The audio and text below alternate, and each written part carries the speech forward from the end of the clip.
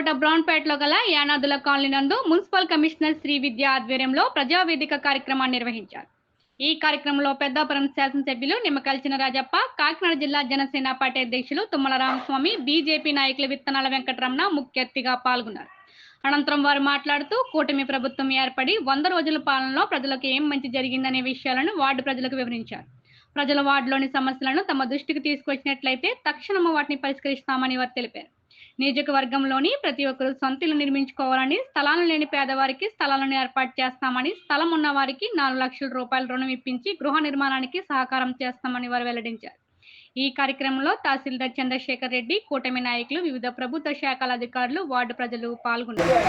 ప్రభుత్వం 3 పార్టీల ప్రభుత్వం ప్రజల అవసరాలు తీర్చడానికి వారికి సంబంధించిన అన్ని ముఖ్యమైన పనులు చక్కబెట్టడానికి చాలా కనిపెడుతూ పనిచేస్తుందని మీకందరికీ నేను ప్రత్యేకంగా చెప్పవలసిన అవసరం లేదు.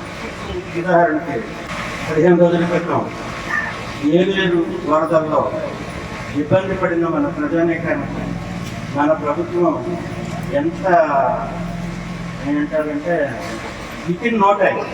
ఉదాహరణకి నేను ముందు రోజు అర్ధరాత్రి 12 గంటలకి నన్ను జిల్లా కలెక్టర్ గారు రేపి మీరు ఇప్పుడు బయలుదేరండి, ఈకే రాయపురంలో గట్టు వీక్గా ఉంది, దానికి సంబంధించి మీరు మీ ఎంఈఓ గారు ఇప్పటి నుంచి పనులు మొదలు పెట్టండి అన్నారు. అదేవిధంగా ఆ రోజు రాత్రి 1 గంటకి నేను బయలుదేరి వచ్చాను.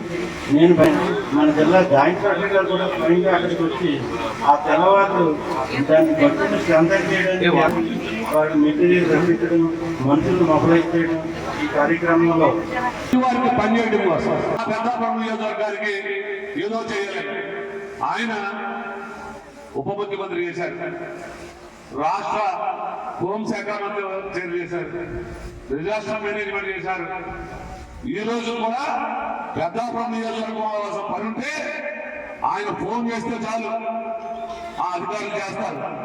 స్వయంగా ఆయన ఇక్కడ ఉన్నటువంటి కేవలం 500 మొక్కల కోసం పెద్దాపురం నుంచి సామర్లకోట సుందరీకరణ చేయాలి, పచ్చదనం కనిపించాలి, మొక్కలు నాటాలి, ప్రకృతిని ఆస్వాదించాలి పెద్దాపురం నియోజకవర్గ ప్రజలని ఆయన డిఎఫ్ఓ గారి దగ్గర కూడా వెళ్ళి ఆయన మొక్కలు అడిగినటువంటి మహానాయకుడు రాజప్ప గారు. చిన్న స్థాయి కౌన్సిలర్ లేదా వార్డులో అయితేనే ఫోన్ చేసి పనిచేసేటువంటి పరిస్థితులు. కేవలం నియోజకవర్గం మీద ఉన్నటువంటి ప్రేమతో 3 సార్లు నన్ను ఎక్కించారు. ఈ ప్రజలకి ఎంత కష్టమైనా చేయాలని అనేక మెట్లు దిగి ఆయన చిన్న స్థాయి అధికారుల దగ్గర కూడా వెళ్ళి పని అడిగి పని చేయించేటువంటి తత్వం ఉన్నటువంటి రాజప్ప గారు లాంటి నాయకుడిని ఇంకొకసారి ఎమ్మెల్యే గారు కూడా మనం అందరం సిద్ధంగా ఉండాలి. ఆయన ఆరోగ్యాలు బాగుండి ఆయన తిరగగలనంతసేపు పెద్దాపురం ఎమ్మెల్యేగా ఉండాలని మనస్ఫూర్తిగా కోరుకుంటూ మీరందరూ కూడా అదే బాటలో నడవాలి, మంచిని గెలిపించాలి, మంచి ప్రభుత్వం మన ముందు ఉండాలి. ఇప్పుడు మీ అందరికీ ఇష్టమైతే కనుక మన ప్రభుత్వాన్ని మేమంటాం, మంచి ప్రభుత్వాన్ని మీరన్నా ఈ సందర్భంగా తెలియజేస్తా ఉన్నాం. మన ప్రభుత్వం, మన కోటి ప్రభుత్వం. అలాగే హౌసింగ్ 14-19లో కట్టుకున్న ఇల్లులన్నీ కూడా వేరపాలకి నిర్ణయించడం జరిగింది. దాని మీద రికార్డ్ చేయడం, ఏదైతే ఇల్లు ఉన్నాయో ఆ ఇల్లు కూడా మీకు బిల్లు ఇప్పిస్తాను.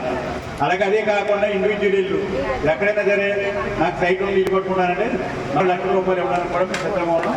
అవన్నీ కూడా లిస్ట్ మీరు తీసుకుంటారో అది పట్టుకోండి. ఇప్పుడు ఎలాంటి ఇల్లు ఉన్నాయి ఆ ఇల్లు తీసుకుంటే తీసుకుని మీరు పట్టుకుంటారంటే 4 లక్షల రూపాయలు మీకు ఇవ్వడం జరుగుతుంది. ఖాళీ స్థలాలు అన్నీ కూడా ఇల్లు అంటే అయిపోతాయి. మీ లిస్ట్ కూడా ఫైనలైజ్ అవుతాయి. అనే లిస్టు తయారు చేద్దామని చెప్పి తెలియజేస్తాం. ప్రతి ఒక్కరు ఇల్లు కట్టుకోవాలి. పెద్దోడికి ఇచ్చారు, ముసలోడికి ఇచ్చారు, అందరూ హ్యాపీగా ఉండాలని అన్నది. కుటుంబాలు ఉన్నాయి.